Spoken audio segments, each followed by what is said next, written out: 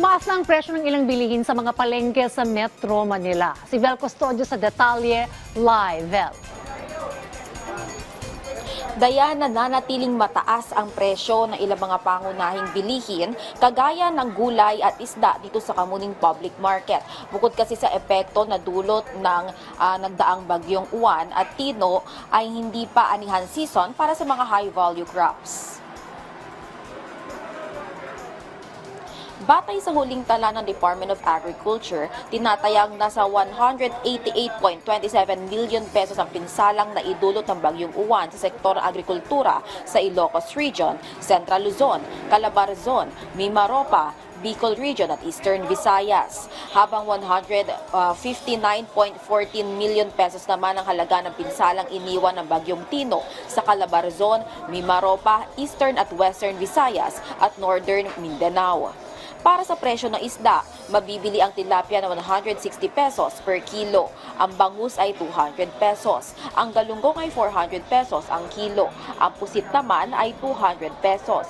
Ang hipon ay 460 pesos kada kilo. Ang alimango ay 600 pesos at ang tahong ay 140 pesos. Babala ng Bureau of Fisheries and Aquatic Resources, positibo pa rin sa paralytics siya, shellfish poison o toxic red tide ang mga shellfish na nagmumula sa Dumanquillas Bay sa Zamboanga del Sur, Tantanang Bay sa Zamboanga, Sibugay Province, coastal waters ng Zumaraga Island sa Samar, Matarinaw Bay sa Eastern Samar at Lianga Bay sa Surigao del Sur.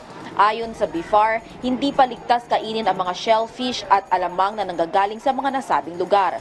Ligtas naman kainin ng isda, squid, shrimp at alimango basta siguraduhin na ito'y sariwa, hinugasang maigi at tanggalin lamang ang lamang loob bago lutuin. Dito sa Metro Manila, ayon sa retailers, wala namang lamang dagat na nanggaling pa sa mga naturang katubigan kaya ligtas kainin ang mga shellfish dito.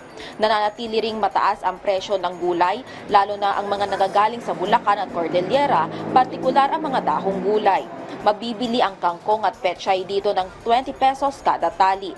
Tumaas din ang presyo ng carrots sa 170 hanggang 200 pesos per kilo at kamatis sa 180 pesos.